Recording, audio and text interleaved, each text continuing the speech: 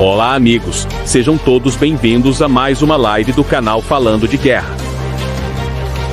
Aqui você tem informação, confiança e credibilidade. Sempre trazemos especialistas nos assuntos geopolíticos e militares. Desde já agradecemos a presença de todos vocês.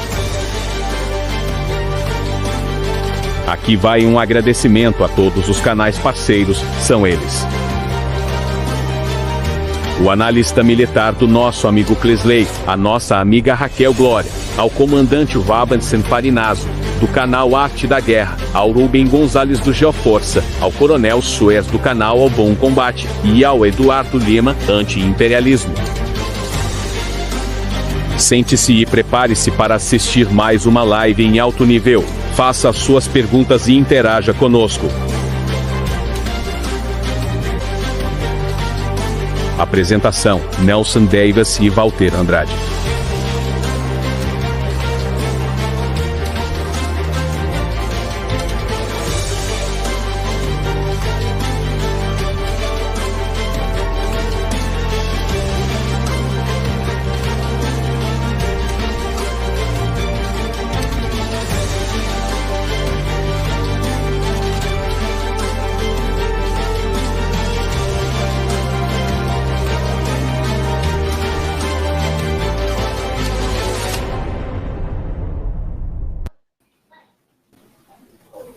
Olá amigos, sejam todos bem-vindos a mais uma live do canal Falando de Guerra. O mundo geopolítico está pegando fogo, né pessoal? Cada dia que passa as notícias aí não são nada animadoras para ambos os lados. Pessoal, eu quero fazer uma live diferente aqui com vocês. Em vez de eu ficar enchendo linguiça aqui, né, desviar do tema, desviar dos assuntos, ficar falando de politicagem, enfim, né? De política nós vamos falar depois, um assunto muito importante, mas o foco aqui é geopolítica, são assuntos militares. Quero aqui traçar alguns tópicos, né, que vamos abordar hoje aqui. A mudança de plano estratégico da aviação, gasoduto Nord Stream, Europa devastada economicamente. Vamos falar também a respeito da mobilização russa. Surgiu uma notícia, pessoal, 261 mil russos deixando a Rússia. Vamos falar sobre isso. E os Estados Unidos oferecendo asilo para esses russos. Manifestantes na República Tcheca pedem a saída da OTAN. Vamos falar sobre tudo isso e nós temos o nosso convidado aqui. Ele esteve conosco semana passada. Muitos de vocês já o conhecem. O professor, nosso amigo, Arthur Rangel. Seja muito bem-vindo mais uma vez, meu amigo. Boa noite, Nelson. Boa noite a todos os ouvintes, todos os telespectadores. É um prazer imenso estar aqui novamente com vocês.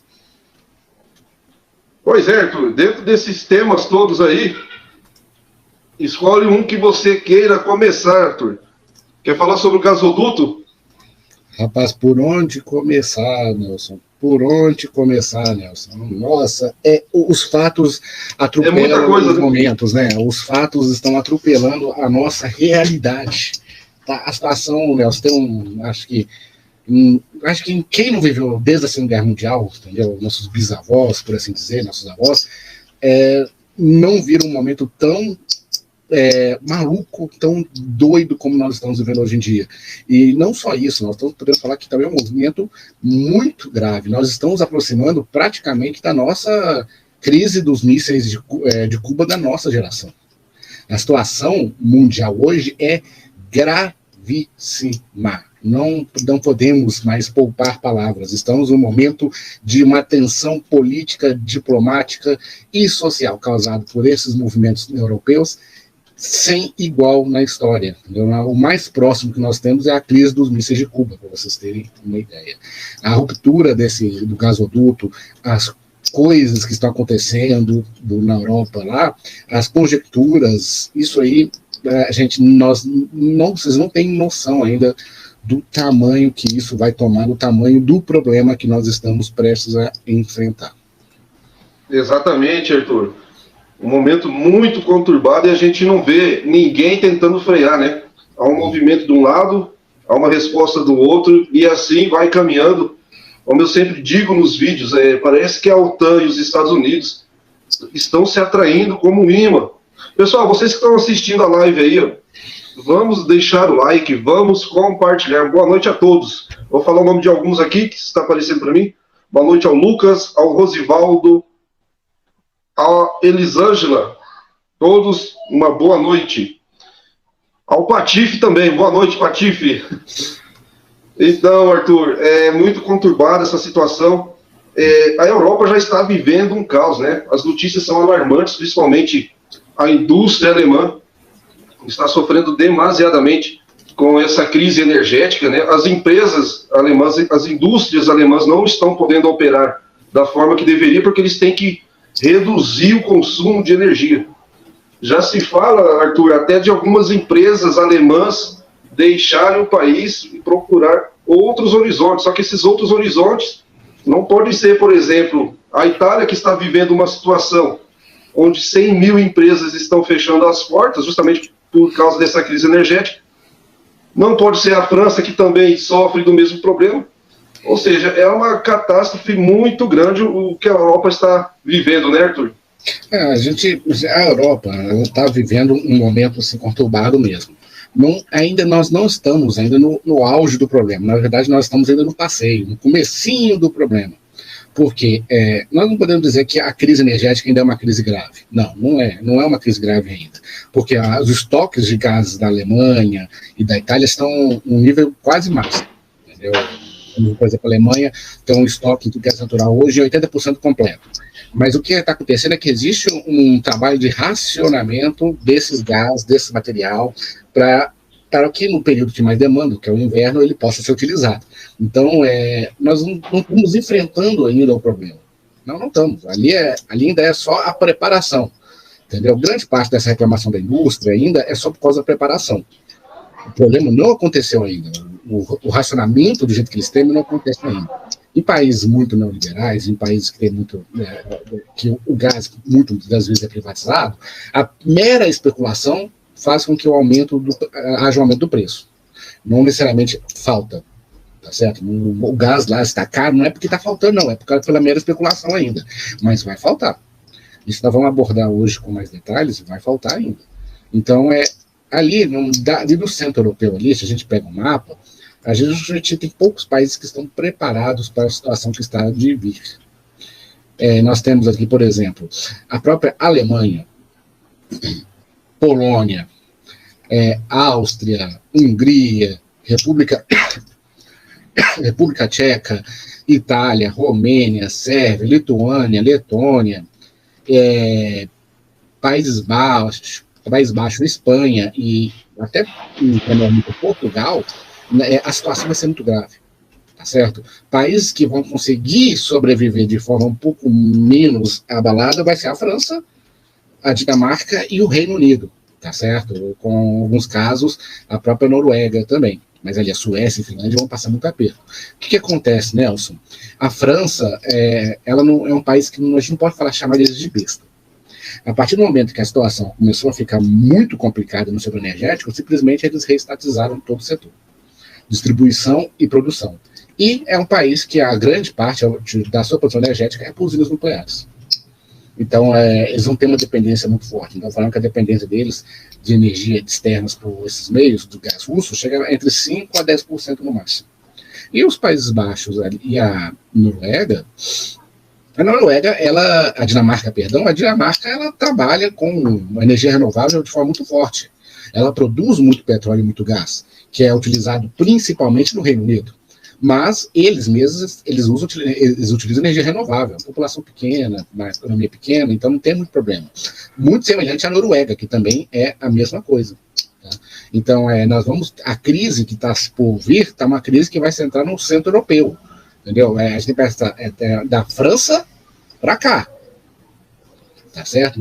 A Espanha vai passar um aperto também, mas tanto Portugal quanto a Espanha tem muitas fontes alternativas, então eles conseguem segurar. Ainda mais que o clima lá não é um clima tão pesado no inverno assim como nós vamos ver na Alemanha. Tá? Então, Arthur, podemos dizer que é só o início das dores? Gente, era para ser só mais um período conturbado. Tá certo? A gente viveu um momento ali conturbado, onde a situação estava delicada, podia ou não podia. A Rússia, com a própria possibilidade de exportar o gás, ela podia fazer ameaça. Não, vocês não fazem o que eu quero? Fecha a torneira. Vocês conversam melhor comigo? Abra a torneira. Agora não tem nem mais essa possibilidade de negociação. Entendeu? A torneira fechou e não tem expectativa de onde vai vir esse gás. Tá certo? O impacto é muito forte para a Europa. O impacto dessa situação atual é pior para a Alemanha, para a Itália, para a Polônia, para a Hungria, do que para a própria Rússia, para a própria Ucrânia, para a própria Inglaterra. Tá certo? Ali a situação é gravíssima. Tá certo? Gravíssima, Nelson. Arthur, eu vi uma notícia que a Noruega inaugurou um gasoduto, se não me engano, liga à Polônia. Isso. Mas é que esse gasoduto atende somente a 15% da demanda polonesa. Não é o suficiente para sanar as dores, né? Não, é o seguinte, tem gasoduto sendo ligado para tudo que é lado na Europa, sabe? O pessoal tá lá, liga gasoduto aqui, liga gasoduto lá. Tem um novo gasoduto que passou pelo Estreito de Gibraltar, por Marrocos e pela Espanha, tá certo? Tem um novo gasoduto que está sendo planejado para passar pela Grécia e Turquia, tá? Tem esse novo gasoduto ligando a Noruega. A questão eles têm muitos gasodutos, mas eles não têm gás. Tá certo? Esse é o problema, né? A extração do gás, ela não acompanha a demanda. Entendeu? Porque se eles vamos fornecer agora gás para a Polônia. De onde vai vir esse gás? Do que o gás da Noruega. Tem que tirar de algum lugar. Porque ele não aumenta do dia para a noite a produção. É complicado, depende da estrutura. É como se você tivesse um botijão de gás em casa, mas estivesse vazio, né, Arthur? Não é que está vazio, a pressão é baixa, né, por assim dizer, né? Por causa que atualmente o gás da Noruega abastece o Reino Unido. Entendeu? Então nós vamos ter que diminuir o gás do Reino Unido para poder abastecer a Polônia e a Alemanha. Tá certo? É a mesma coisa do gás dos Estados Unidos. Os Estados Unidos nós temos 1 milhão de metros cúbicos de gás para mandar para a Europa. Mas de onde está vindo esse gás? Era um gás que ia para o Japão, para a Austrália, para a China, para Singapura, para vários outros países. Então você está cobrindo os braços e descobrindo as pernas. Você desveste um santo para vestir outro, como diz o ditado, né? Exatamente. Então o problema não é ligação. Ali nós temos uma capilaridade de gasodutos muito forte.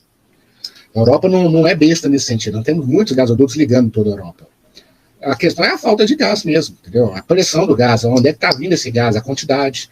Entendeu? Não adianta ter uma ligação boa na Noruega, na Dinamarca, ali com a Polônia, com a Alemanha, se não tem gás. Se for mandar gás para lá, vai ter que tirar gás de outro lugar. Que, por exemplo, é o gás do Reino Unido, que é o que deve acontecer. Eles estão esperando que eles estão esperando na Europa que todo mundo economizar gás. Aí essa economia de gás eles vão conseguir atender novos mercados. Entendeu? Mas isso aí a gente não sabe. Isso coloca na mão de outros países, coloca na mão de uma boa vontade.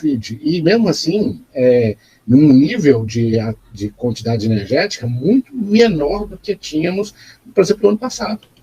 Estamos falando hoje em dia de reduzir em 60% a capacidade energética desses países durante o inverno. Arthur, é que ainda não chegou o inverno para valer mesmo, né? Não, está longe, ainda faltam uns 2 meses ainda, 3 meses ainda. E eu achei assim alarmante a notícia, né, de que as indústrias, as fábricas alemãs podem até deixar o país, porque você sabe que as indústrias consomem muito megawatts, né, de eletricidade, energia. E isso não está podendo acontecer dentro da Alemanha hoje. Então, obviamente, eles vão procurar um outro meio. A indústria alemã, Arthur, principalmente automobilística, são grandes concorrentes dos Estados Unidos, da indústria automobilística dos Estados Unidos. E, traduzindo tudo isso, resume a money. Os Estados Unidos também seria uma vantagem? Nelson, que é o seguinte, a Alemanha é um dos países mais desenvolvidos do mundo. Lá não é só carro, lá tem tecnologia de ponta. Não, eu dei um exemplo do automobilismo, né, mas vários setores. O que está acontecendo, literalmente, nós estamos vendo inicialmente uma pressão do setor industrial para que a Alemanha desembarque da guerra, para que eles dessancionem a Rússia. Então, o que eles fazem? Olha, nós estamos com essa energia, nós precisamos de outros meios. Se a gente não tiver outros meios, nós vamos ter que sair, nós vamos ter que parar de produzir, nós vamos ter que demitir. Está dando uma pressão extremamente forte para poder tentar solucionar esse problema. Tá? É isso que está acontecendo agora. Mas porque eu ouvi falar que até papel higiênico vai começar a faltar na Alemanha, justamente porque as indústrias não podem trabalhar da forma que deveriam, né? Não, ali por enquanto não. Ali toda notícia sobre falta ainda é um alarmismo desnecessário, tá certo? É uma ameaça, por enquanto. Entendeu? A gente ainda não sabe o que vai acontecer. A Alemanha tem um estoque muito forte de gás, eles podem manter uma produção muito forte durante o inverno. Mas, depois?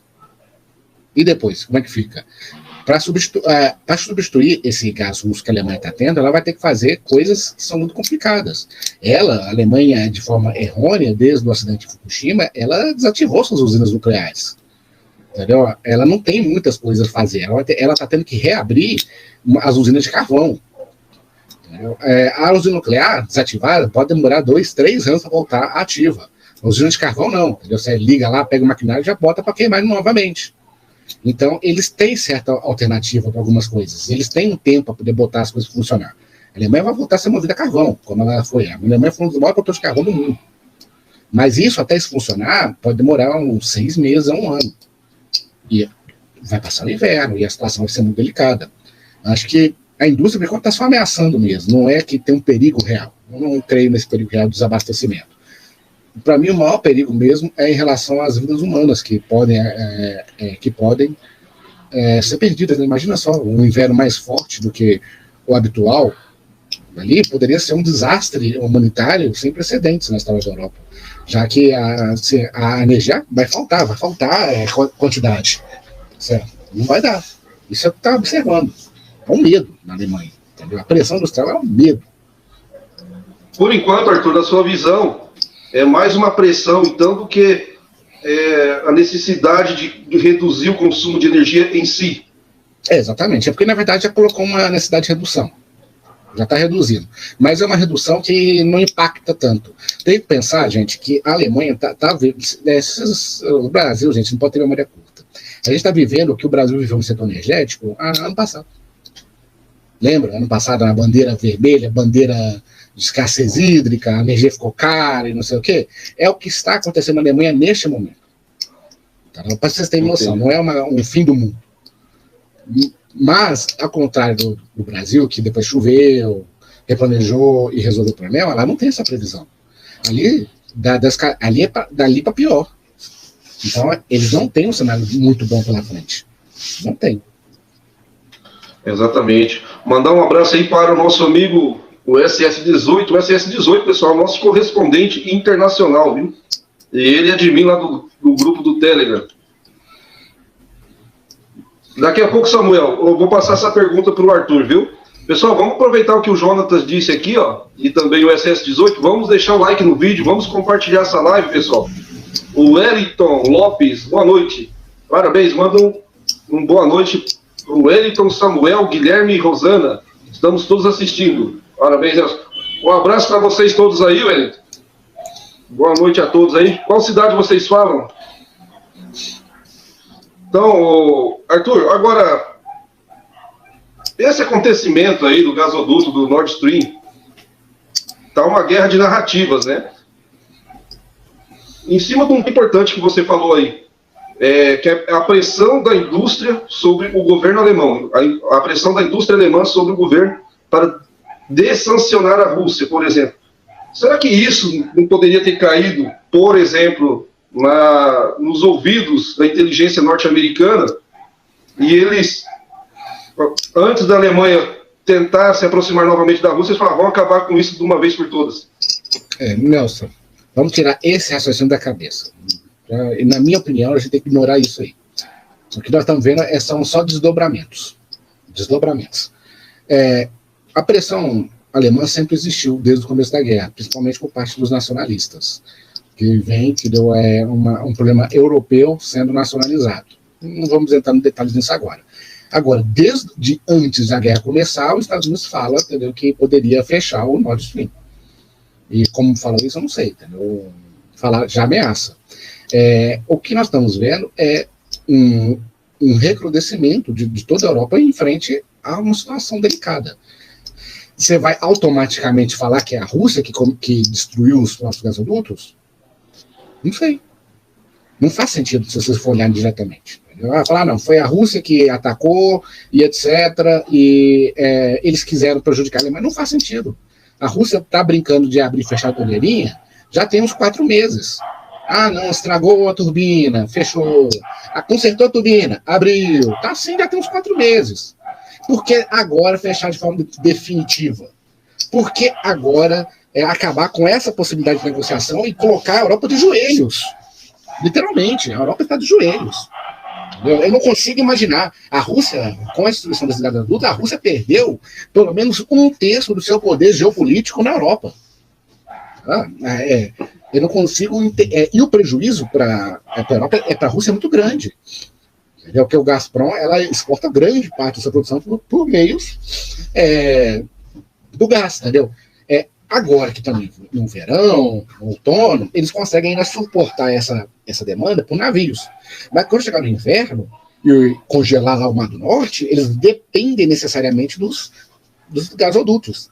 E ali fechou. O único gasoduto que tem agora funcionando entre a Europa e a Rússia é o que passa pela Ucrânia e pela Bielorrússia.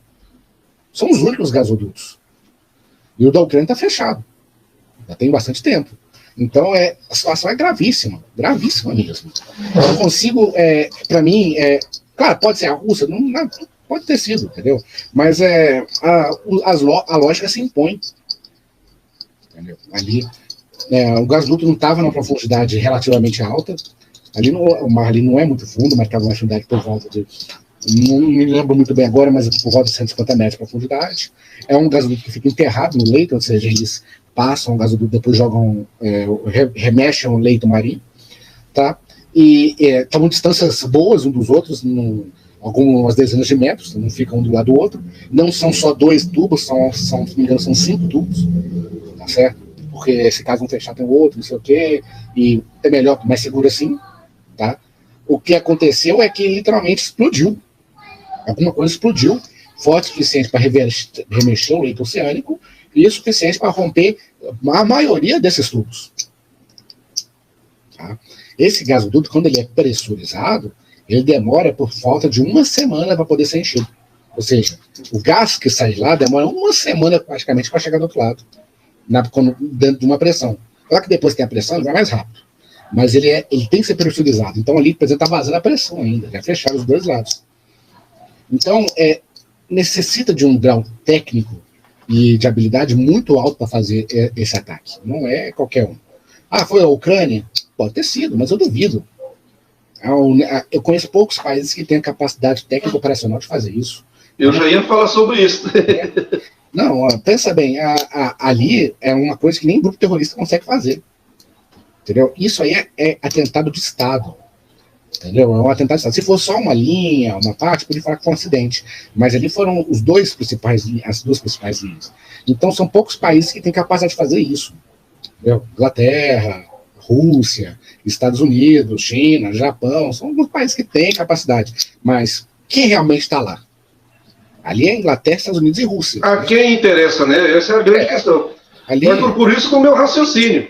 Uhum. Se os alemães estão pressionando o seu governo, a indústria alemã, porque em qualquer país a gente não pode ser meigos, né? A gente achar que as indústrias não têm um certo poder dentro do país.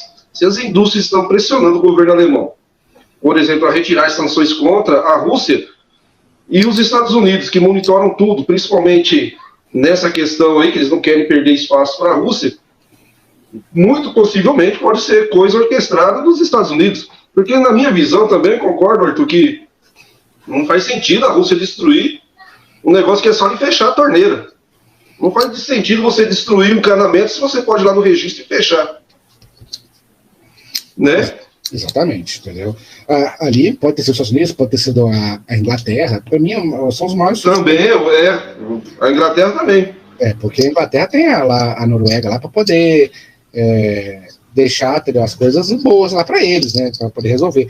Mas o que eu estou vendo ali é que simplesmente nós temos uma ação muito estranha.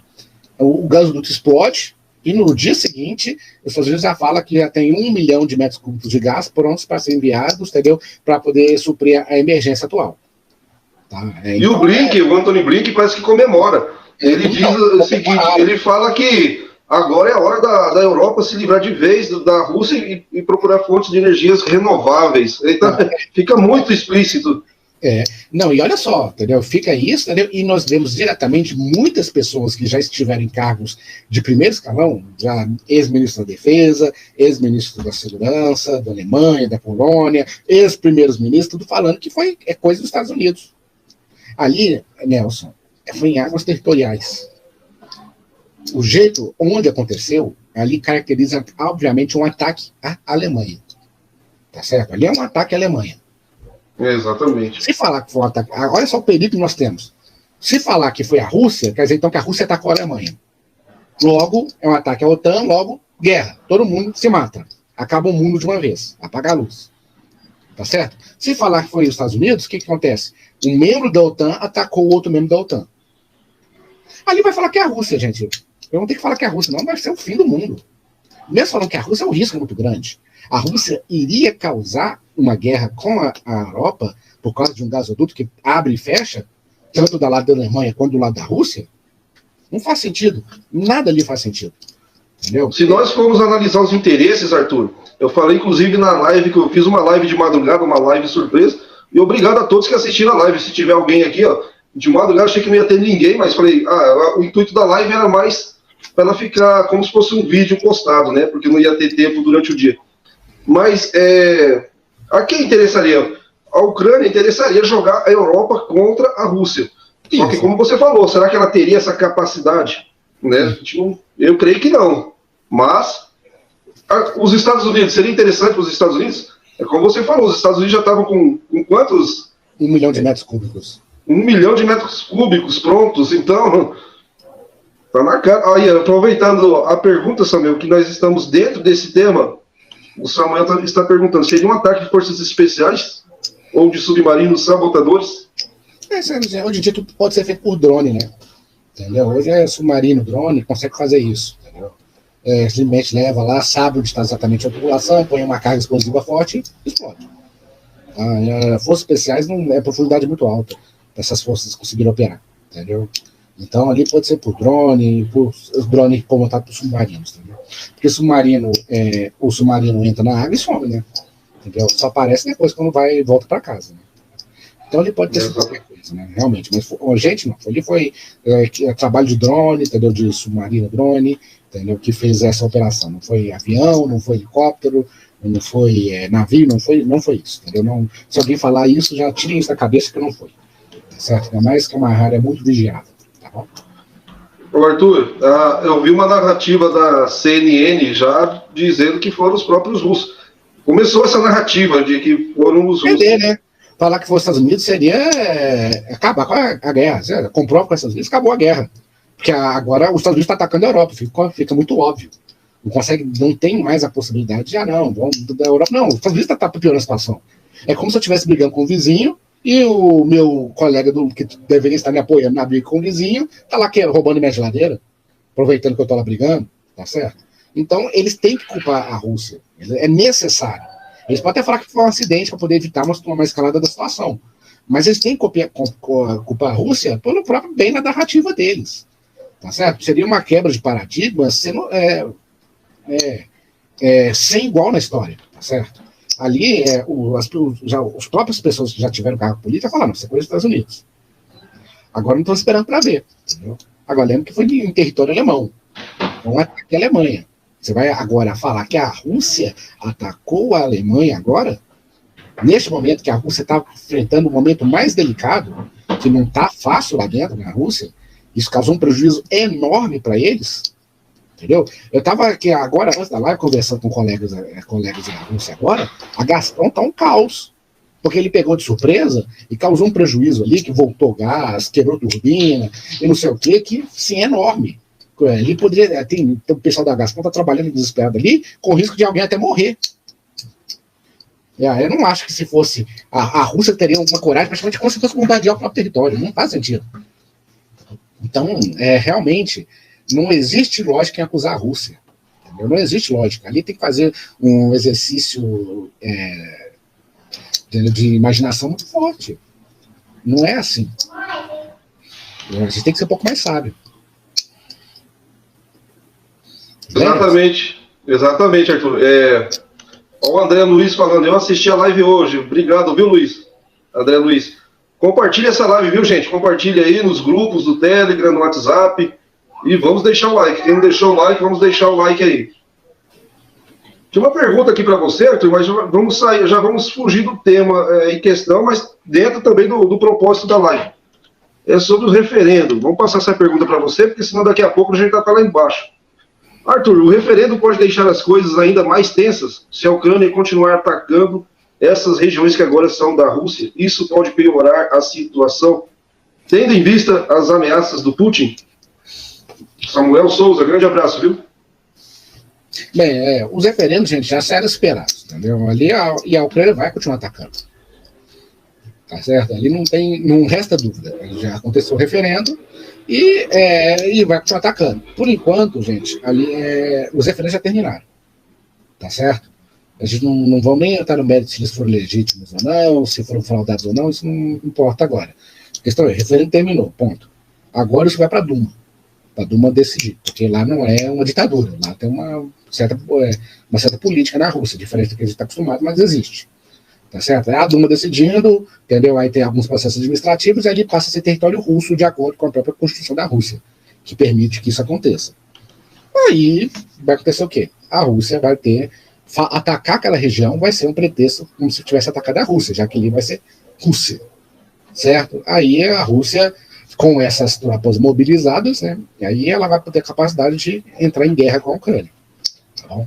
Agora, gente, essas tropas mobilizadas, elas não são de um dia para a noite, não. Tá? Elas foram mobilizadas agora, até elas terem condições operacionais, são 2 meses. Então, a consequência desse referendo só deve vir daqui um mês e meio. Tá bom? Não vai acontecer nada por enquanto, não. Deve ter um anúncio agora no final de semana aqui do reconhecimento do referendo, do reconhecimento das zonas, mas nada vai acontecer por enquanto. A guerra vai continuar, entendeu? Talvez tenha mais ataques, etc. Mas a consequência mesmo vai vir só daqui a um mês e meio. Tá? Que será necessariamente um recrudescimento da guerra. Tá? O que nós temos aqui é que a Rússia, finalmente, depois de tanto tempo de guerra, ela falou o que ela quer para terminar a guerra. Tá certo? A Rússia declarou o que é que ela quer para terminar a guerra. Ela quer que a região de Donetsk, Luhansk, Zaporídia e Kherson, ela esteja sob o seu controle. Ela falou que não quer avançar mais que isso. Então, nós já temos Kherson. Ficou bem claro os objetivos de Putin, Arthur, porque muita gente ainda tinha muita dúvida sobre os reais, os verdadeiros motivos dos objetivos de Putin, né? Isso, mas ele já declarou, entendeu? Não é que já de forma indireta, entendeu? Então ali, a região de Kharkiv, entendeu? A região de Krasnoyarsk, de Lovsta e outras mais, ele não tem interesse, entendeu? Pelo que a gente entendeu, o mínimo que eles querem é Luhansk, Donetsk, Zaporídia e Kherson. Aqui nós temos que ver que Kherson, Zaporídia e Luhansk já estão sob controle russo total praticamente. A Rússia não avançou. Exatamente. A gente observou esses dias que, na verdade, nos últimos 2 meses, quase que a Rússia não avançou desses lugares. Isso me chamou muita atenção depois que eu vi essa declaração. Porque a gente pensava que a Rússia estava travada na batalha. E agora eles têm que começar a trabalhar com a possibilidade de eles estiverem mesmo parados. Porque já estavam no seu objetivo. Tá certo? E só que tem um detalhe. A região de Donetsk, ela está pelo menos metade da região de Donetsk ainda está sob controle ucraniano. Então, se tiver alguma operação, vai ser na região de Donetsk. Tá? Mas ali nessa outra região aqui, não tem muito avanço. A Rússia parou na região. Então, isso me chamou atenção, porque começou a me ficar claro o que a Rússia quer. Tá? A gente pensou que ela queria chegar até a Transnistria, fechar o acesso pelo mar até Odessa, mas ela teve tempo para isso, teve estrutura para isso, mas ela não invadiu Odessa, não invadiu a Transnistria. Tá certo? Então, para mim, ficou muito claro o que eles querem.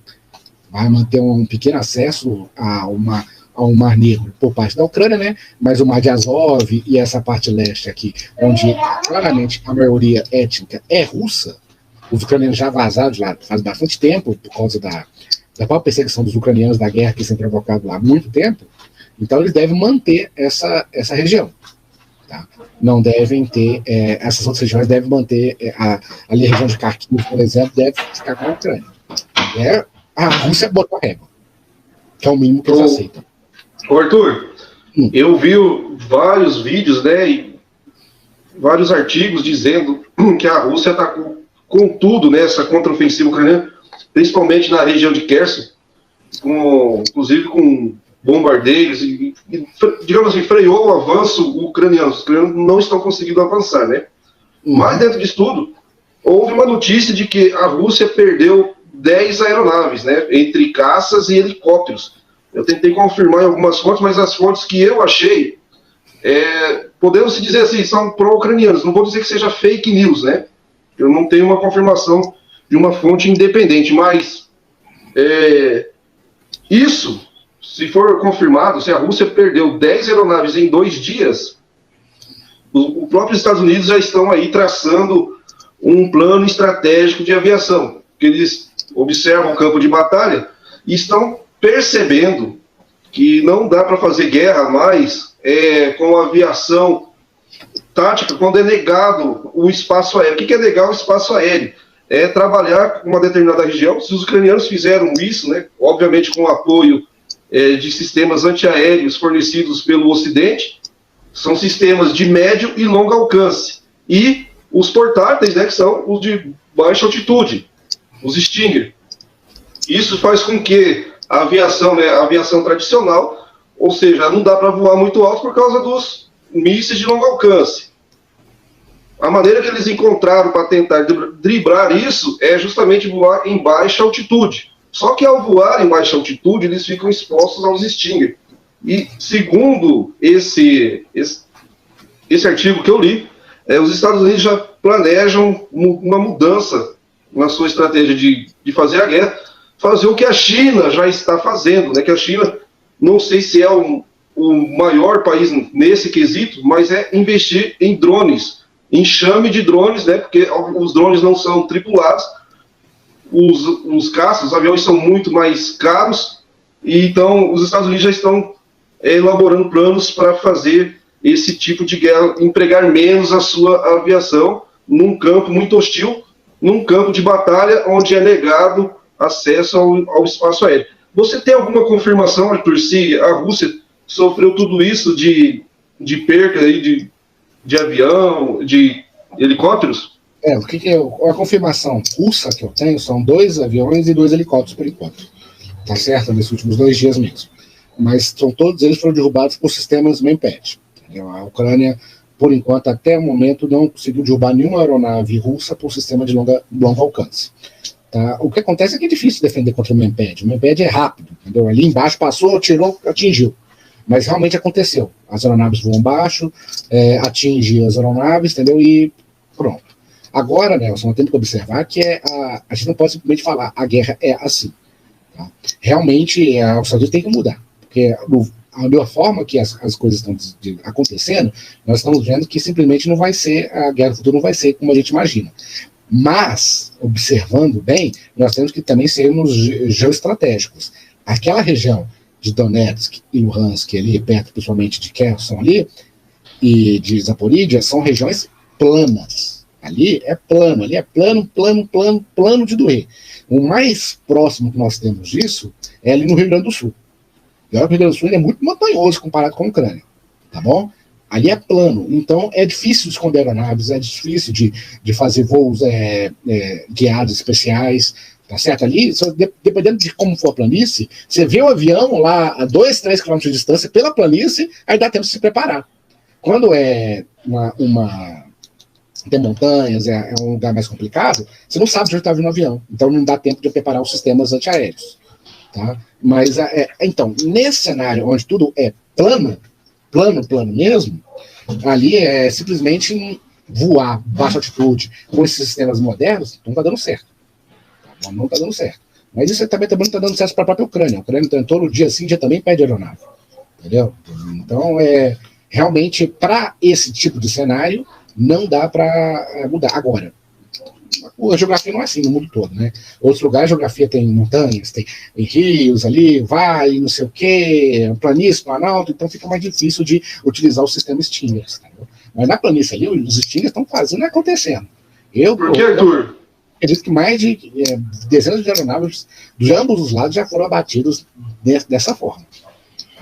Porque se os russos estão voando em muito baixa altitude, eles devem ter informações que devem ter sistemas de médio e longo alcance, né? E ao qual eles ainda não sabem exatamente sua localização, porque poderiam fazer uma espécie de saturação de área, né? Para eliminar, se eles soubessem exatamente onde estava esse sistema. Pode ser que esses sistemas realmente estejam na Ucrânia, então. Esses sistemas que eu digo de médio e longo alcance. Porque se eles estão voando baixo, para tentar fugir desses sistemas, né? Ainda tem S-300 pra caramba, entendeu? A Rússia destruiu só 2/3 dos sistemas, entendeu? Tem sistema europeu que foi repassado para eles, tem sistema americano que foi repassado, e os ucranianos, já que estão sendo já dessa forma, já comandados pelo Pentágono, eles já estão simplesmente andando, o sistema não fica parado 1 hora no mesmo lugar. Entendeu? Para, faz a varredura, anda, faz a varredura, anda. Pra quê? Porque se ficar parado, ele é destruído. Então, tem muitos sistemas, eles estão para toda hora indo para lá e para cá. Um abraço aí ao Samuel Souza. Então, você acha, Arthur, que o futuro da guerra, né, caminha para isso, para menos utilização da aviação tradicional? Quando eu digo aviação tradicional, são os caças tripulados, né? E partindo mais para os sistemas de drones? Eu não posso dizer isso, eu não trabalho com essa área militar, entendeu? A futurologia militar, que é uma área de pesquisa muito séria, mas não é minha área, entendeu? Agora, eu sempre penso que a maioria das guerras que vão ser travadas é em cenários assimétricos. Tá? Em cenários assimétricos, simplesmente não faz muita diferença. Tá? Não importa muito, o importante é atingir e acabar com o sistema. E já é utilizado drones nos cenários assimétricos, né? Agora, os drones, dependendo da situação, eles são muito fáceis de ser batidos. Também. Tem várias questões. Então, eu imagino que a gente vai ter que pensar em que vai existir várias doutrinas. As doutrinas vão ter que se diversificar mais ainda. Porque não existe uma doutrina de guerra. Existe a doutrina de guerra contra um país qualificado, contra um país semi-qualificado, contra um país onde só tem chineludo. Tá certo? Exatamente. Tem uma doutrina para cada tipo, né? E é sobre isso. Meio termo. Esse artigo que eu li, né? Falava justamente sobre isso. Os Estados Unidos imaginando, eles não falam, né, contra a Rússia, mas eles falam contra um país fortemente, grandemente fortificado ali por sistemas antiaéreos com níveis escalonados. Que seriam os níveis escalonados? Seria longa, média e baixa altitude. Aí que seria a mudança do conceito. Só, pessoal, deixar bem claro que isso não ocorre da noite para o dia. Isso leva tempo, por que não dizer até décadas, né? As coisas não são mudadas simplesmente da noite para o dia. Uhum. Exatamente.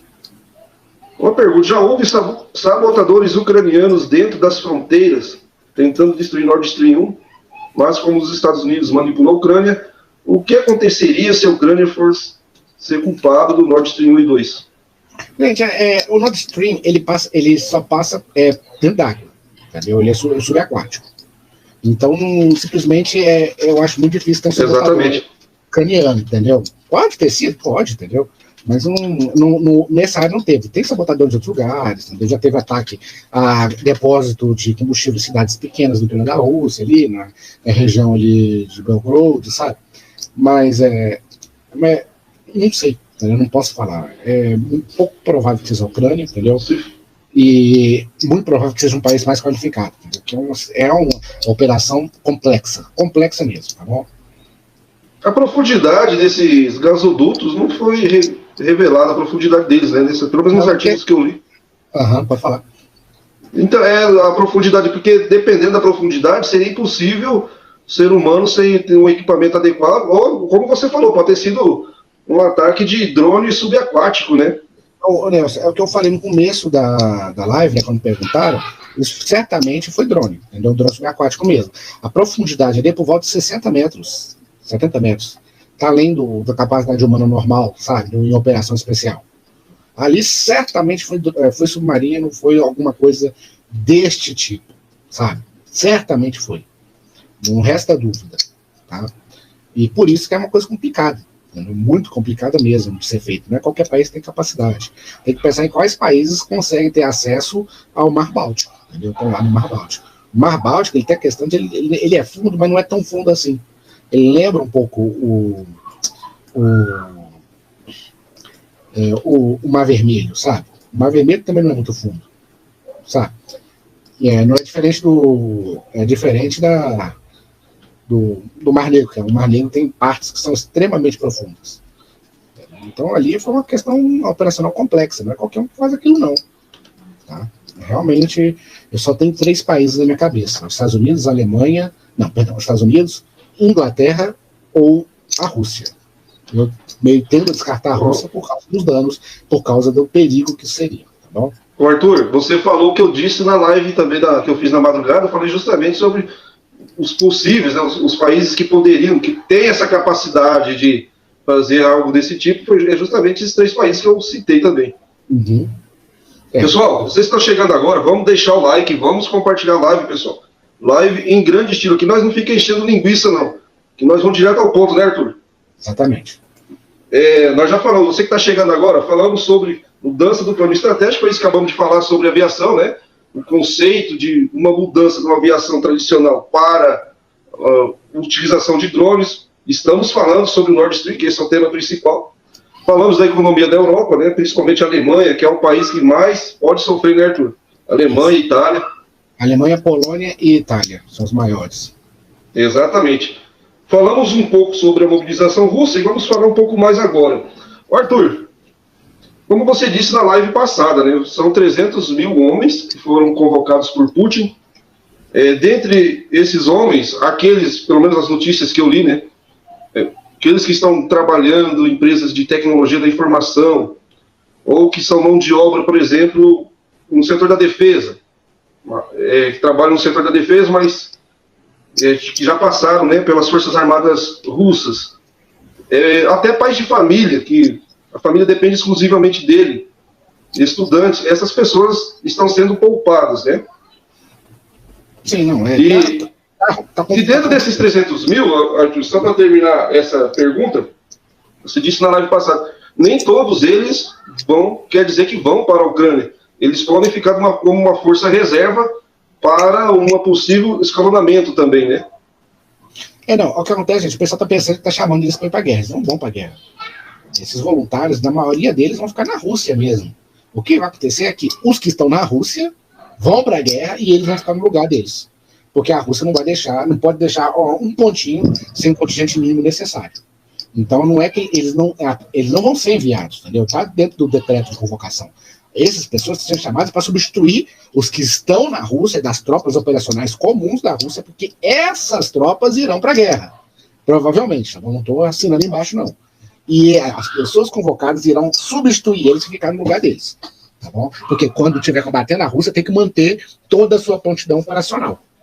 Então não pode só tirar, lá tirou, levou lá para a guerra, depois volta. Não. Tirou, tem que manter o mesmo contingente lá para garantir eventual outra guerra, outro ataque, etc. Que é uma parte da doutrina russa, tá bom? Então realmente isso vai acontecer. Tanto que são pessoas mais velhas, entendeu? São pessoas com mais experiência. Arthur, Samuel Souza, você está perguntando, para ser bem direto, estamos próximos de um conflito de grande escala entre essas potências, a situação mais tensa desde a crise dos mísseis? Pois é, Samuel, na minha visão, sim, a gente corre um risco muito grande, né, dessa guerra se escalonar e envolver outros players, né, outros jogadores, lê-se aí a OTAN, lê Estados Unidos. Não sei se vocês viram, os Estados Unidos ameaçaram a Rússia destruir a frota do Mar Negro da Rússia, caso a Rússia use armas nucleares. Inclusive, como eu trouxe também no vídeo aqui, o presidente da Polônia, Andrzej Duda, ele pegou o chapéu à lei, ele ameaçou a Rússia utilizando os Estados Unidos. Ele disse o seguinte, que se a Rússia atacar a Ucrânia com armas nucleares, os Estados Unidos têm armas nucleares também, e é o país, né, isso ele falando, é o país mais poderoso militarmente. O que foi prontamente respondido pelo ex-presidente russo Dmitry Medvedev, onde ele disse o seguinte, se a Rússia atacar a Ucrânia de forma nuclear, com armas nucleares, o Ocidente ficará caladinho, não fará nada. Ele, mais ou menos nesses termos assim, ele disse que a OTAN não fará nada, que não vai comprar briga por causa da Ucrânia. Mas que há um grande risco da guerra se escalar, ao meu ver, sim. Não sei a opinião do Arthur, se ele concorda com isso. Não, é que é o seguinte, não existe a possibilidade, entendeu, dos Estados Unidos responder nuclearmente a um ataque nuclear da Rússia na Ucrânia. Tá certo? Eu tendo a dizer que é mais provável ter um golpe militar nos Estados Unidos antes disso acontecer. Porque simplesmente o ataque militar da Rússia contra a Ucrânia é um ataque contra a Ucrânia, não contra o Ocidente, não contra a OTAN. Tá certo? A Rússia não vai enviar míssil lá para o outro lado do mundo, é para a Ucrânia, do lado. Agora, se os Estados Unidos respondem um ataque contra a Ucrânia, simplesmente os Estados Unidos falam, cansamos de viver, vamos acabar com a humanidade. Tá certo? Eu vejo dessa forma. Não tem essa possibilidade. Ainda vamos acabar com a humanidade por causa da Ucrânia. Os Estados Unidos, os generais dos Estados Unidos americanos não são bestas. Não, deixa de se matarem lá, entendeu? A humanidade continua vivendo. Não vão morrer, acabar com a humanidade por causa da Ucrânia, não. Tá certo? Então, o Biden manda atacar, provavelmente vai ter um golpe militar nos Estados Unidos. Tá certo? Essa pergunta aqui, Arthur, é muito interessante. Mas só ratificando, Arthur, eu também concordo com esse ponto de vista. E dentro desse contexto aí que o Medvedev disse que o Ocidente não... Só que ele falou que o Ocidente não fará nada, né? Mas... Não vai fazer, vai fechar com a Rússia, entendeu? Falar, não vamos deixar algumas pessoas morrendo, vamos botar um muro na Rússia, por assim dizer. Vamos fazer isso. Vamos vamos botar um muro ali na Europa e acabou. A Rússia, vamos fingir que a Rússia não existe mais. Isso que eles vão fazer, entendeu? Mas atualmente ainda tem muita negociação, entendeu? Tem muito comércio entre a Rússia e a Europa. Aí, se tiver um ataque com armas nucleares da polpa da Rússia contra a Ucrânia, simplesmente eles vão botar um muro entre a Europa e a Rússia e vai falar, a Rússia não existe mais, finge que não existe. Tá? Finge que não vai acontecer e vai ficar por isso mesmo. Tá certo? Mas atacar a Rússia, não. Arthur, porque até mesmo a CNN vem ventilando isso, né, dessa declaração que surgiu, que eu não sei quem fez, não sei se foi o Blinken, creio que ele não seria tão irresponsável, mas atacar a frota do Mar Negro da Rússia é uma declaração de guerra à Rússia, né? Não precisa nem ser com armas nucleares, mas já seria uma declaração aberta de guerra. Os Estados Unidos bombardeiam a frota do Mar Negro e está chamando a Rússia para briga, abertamente, né? A Rússia não atacou os Estados Unidos, não atacou o país da Europa, atacou a Ucrânia, tá certo? Então, existe a gente, o próprio Biden, ele às vezes tem umas declarações muito loucas, tipo, não, se a China invadir Taiwan, nós vamos interferir. Você lembra que ele falou isso há umas 2 semanas atrás, uma semana atrás. E o Pentágono, no mesmo dia, falou que não é isso, que isso não vai acontecer. O Pentágono desautorizou o presidente. Tá certo? Então, aqui é a mesma coisa. O Biden, o Blinken, qualquer outro lá pode falar, não, nós vamos atacar a Rússia, o Pentágono vai desautorizar. Os Estados Unidos não é uma potência global mundial, não é por coincidência, não. Lá tem muita gente esperta, lá tem muito planejamento, lá tem muita gente trabalhando sério. Tá certo? Então, não vai acontecer esse fim do mundo por causa de político doido, não. Tá certo? Então, não vamos ficar com isso na cabeça, não. Se às vezes não virou potência mundial, assim, a gente não pode gostar ou não gostar, mas não virou potência mundial não foi à toa. Tem gente lá pensando, tá bom? Então, não vai acontecer um ataque assim. Vai ter mais sanção, o mundo vai ficar escandalizado, todo mundo boca aberta, entendeu? Vamos falar que agora que todo russo é descendente de Satanás, etc, mas tá. Vai ser isso, não vai ser declarar fim do mundo porque a gente quer proteger nazista. Não vai ser isso. A pergunta interessante do Samuel: alguma chance real de Putin usar armas nucleares táticas na Ucrânia? Samuel, eu vou começar respondendo e vou passar a bola para o Arthur. Dentro da Constituição da Rússia, para eles empregar armas nucleares seria em forma de uma resposta, ou seja, se algum país atacar eles de forma nuclear, eles têm direito da resposta mútua assegurada, né? E se o país estiver correndo risco da sua existência, uma invasão, vamos dar um exemplo aqui, aos moldes que ocorreu na Segunda Guerra Mundial, quando a Alemanha invadiu a União Soviética. Uma invasão daquele porte, daquela magnitude, representaria, sim, o risco da existência da Rússia. Nesse caso, eles utilizariam armas nucleares. Agora, uma pergunta interessante, Arthur, acoplada a essa daí, esses territórios agora que estão sendo anexados, você disse que eles vão continuar sendo atacados. Os russos podem entender que o território russo está sendo atacado. Essa é a dúvida de muita gente, né? Se os ucranianos atacarem esses territórios anexados, se estão atacando diretamente a Rússia, e se a Rússia pode responder. Porque o Medvedev também, como você falou, ele já disse, assim como o Biden, sobre utilização de armas nucleares. Diz que se o território anexado for atacado, eles podem usar armas nucleares táticas. O que você tem a me dizer a respeito disso, Arthur? é o que os especialistas americanos já têm dito, entendeu? Se a Rússia começar a perder mesmo, se caso houver uma guerra de verdade, acabar o péssimo especial, houver uma guerra, e a Rússia começar a apanhar, perder, porque os Estados Unidos está organizando, está lá, por qualquer motivo, isso pode acontecer sim, tá certo? Agora, se a Rússia declarar guerra à Ucrânia, garantir a soberania do território, e ela vai traçar uma linha, acabou. Vai ficar por isso mesmo. Agora, se a Rússia começar a ser acuada, derrotada, não conseguir avançar dentro dos seus planos lá da linha mínima que eles estabeleceram, o risco é real de eles utilizarem armas nucleares. Tá? Existe a possibilidade, sim, de usar armas nucleares para defesa territorial. Tá bom? Além, claro, do ataque mútuo assegurado. Tá? Mas ali é no risco real, entendeu, do territorial. Então, mas eu acho que só vai acontecer se a Rússia começar a perder uma eventual guerra que está por iniciar.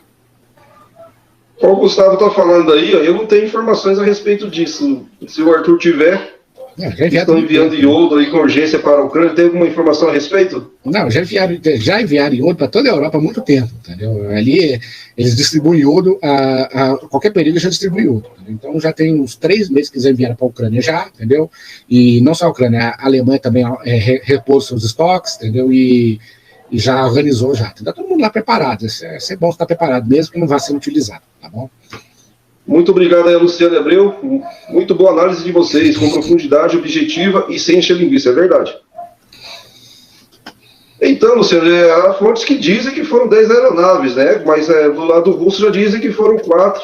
A gente nunca vai saber a verdade.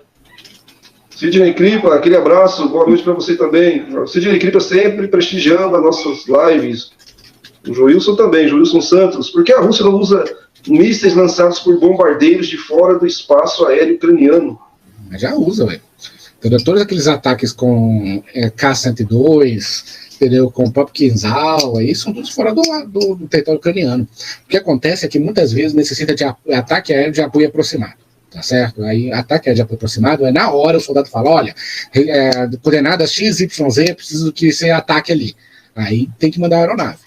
Ali com foguete, com mísseis não guiados, sabe? Apenas com foguete, lançador de foguete simples mesmo, mas todos os outros ataques ou são feitos por navios ou são feitos por outras aeronaves de fora do território ucraniano. Tanto que você não vê nenhum bombardeio sendo abatido. Na verdade, você nem viu os bombardeiros. Entendeu? Ali é M116, entendeu? Tu-120, ali um monte de coisa ali está sendo utilizado. Mas é de longe. Mas apoio para a tem que ser, né? Uhum. Uma pergunta muito interessante do Jefferson Gomes sobre a perícia. Quem é que vai periciar o Nord Stream lá? Não tem muito que vai ser feito, né? Ali não tem perícia fácil. Ali explodiu, entendeu? E não tem muito o que fazer, né? Mesmo se eles comprovar que foi os Estados Unidos, a gente não sabe o que vai acontecer. Ali, quem fez o ataque botou a Europa numa saia justa incrível. Porque eles estão obrigados a falar que foi a Rússia. Eles não podem falar que foi outro país. Mesmo que eles comprovem. Mas falar que foi a Rússia significa também reconhecer que a Europa tem que acabar. Que é o fim da Europa, todo mundo tem que morrer. Tá certo? Que tem que ser o fim do mundo. Então ali simplesmente eles não sabem.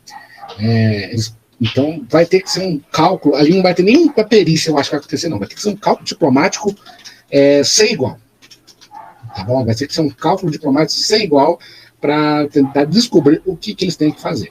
Tá? Ali vai ser o que. Perícia, eu acho que não vai acontecer nada. Nada, porque realmente você não quer saber o que aconteceu, porque isso não importa. Não importa quem foi, o desastre está assegurado. Exatamente. Pessoal, nós estamos aqui para analisar os fatos que estão ocorrendo sobre Ucrânia, sobre Rússia, sobre essa guerra, né? Não estamos aqui para puxar sardinha, pessoal. Indiscriminadamente, puxar sardinha para a Rússia ou para a Ucrânia, né? Então vamos analisar os fatos. Tem uma análise aqui para a gente fazer, Arthur. Veja bem. E isso, quem disse isso, Arthur, foram os... Deixa eu só ver uma mensagem aqui. Só um minutinho, pessoal. Já vamos encerrar daqui a pouquinho já a live, viu? Arthur, 261 mil russos podem estar deixando a Rússia, segundo essa narrativa, e irem para os Estados Unidos. Os Estados Unidos estão oferecendo asilo para os russos que não lutarem a guerra na Ucrânia. Ora, só que 261 mil não vão para conseguir ir para os Estados Unidos, mas os Estados Unidos estão oferecendo asilo para qualquer russo que abandonar a guerra. O que eu quero dizer com isso, pessoal? A narrativa é que Putin achava que ia tomar Kiev rapidamente, que ia conquistar Donbass de maneira mais fácil, que não ia precisar fazer mobilização, mas com a resistência ucraniana e com a OTAN, né, ativamente participando, seja com instruções de militares, ou seja com armamento, a Rússia aí se encontra agora encurralada, Putin encurralado, fizeram a convocação, né, desses 300 mil, e muitos russos não querem ir para a guerra, estão fugindo, estão tentando fugir. E os Estados Unidos estão oferecendo abrigo para essas pessoas, para esses russos. Até que ponto os russos podem realmente fazer isso, né? E se realmente fizerem, qual seria a alternativa para Putin? Obrigado, Luciano, aí pelo super sticker, obrigado mesmo, viu? Ali nós temos a questão seguinte, ali é mais narrativa, né, gente? Os Estados Unidos falam, não, vão oferecer asilo, etc., mas isso não vai acontecer, o pessoal sai e volta, tá certo? Ali eles vão para o país ali fora e voltam, mas tem que perceber que, novamente, quem está fugindo é quem tem dinheiro, para poder se manter, não precisa trabalhar, entendeu? Ali é a classe média alta que está saindo da Rússia, entendeu? Muitos deles não foram nem convocados, estão saindo só por medo, para não ter que ir para a guerra. Tá? Então, ali isso acontece, né? É normal, isso acontece. A própria Segunda Guerra Mundial, quando aconteceu a convocação obrigatória dos Estados Unidos, muitos americanos fugiram para o México. Mais de 1 milhão de americanos fugiram para o México. Então, a questão isso acontece mesmo, entendeu? Quem tem dinheiro, ele utiliza o dinheiro para não ter que lutar. Não é o fim do mundo, então, né? Não é o fim do mundo para a Rússia. Isso não é, entendeu? Mas ali assim, eles vão lá e vão voltar, entendeu? Depois de um tempo, entendeu? Ali, depois que acabar a mobilização, vão voltar. Tá? Nós temos que só ficar atentos que a mobilização que está sendo feita na Rússia está sendo mal feita. Tá? A Rússia mesmo admitiu isso, que está tendo muito erro. Então, estou tendo que reorganizar para poder refazer a mobilização. Porque quem quer ir não está sendo chamado e às vezes está obrigando a ir quem não quer ir, sabe? Não falta mão de obra lá para isso. Então, realmente, depois de organizar e botar ordem nas coisas, eu acho que nós vamos ter mais uma saber realmente quem saiu mesmo, quem voltou e qual foi o risco mesmo que teve. Tá? Mas isso é dentro de um mês, mais ou menos, 1 mês e meio, quando essa mobilização tiver terminado e nós já soubermos quais serão os próximos passos da Rússia em frente à guerra. Tudo bem? Então é isso, pessoal. Vocês acompanharam aí, falamos sobre... e uma última questão também, só para a gente encerrar a live. A República Tcheca, milhares de manifestantes estão pedindo a saída da República Tcheca da OTAN e que voltem a fazer negócios com a Rússia. Olha a guerra híbrida aí voltando contra os opressores, né? A guerra híbrida não dá só na Rússia e na China, não, pessoal. Dá nos Estados Unidos também e nos seus aliados, viu? Pessoal, vamos encerrar essa live, então. Eu quero aqui agradecer a todos. Arthur Rangel, mais uma vez, meu muito obrigado. Aqui está sempre disponível. Se der para você voltar na próxima quarta, a gente volta, porque com certeza teremos notícias novas daqui até lá, né, Arthur? Vamos ver, né, como é que vai ter os desdobramentos, né, e acompanhando com muito cautela, né, por causa que é um momento muito delicado da história, da nossa história, né, e isso pode ser, dependendo das decisões dos Estados Unidos, a gente pode simplesmente não ter mais história para contar, tá bom? Então, quero aqui agradecer, muito obrigado mesmo, de coração. Obrigado a todos que prestigiaram essa live. Compartilhe e deixe o seu like. Um forte abraço a todos e até a próxima live.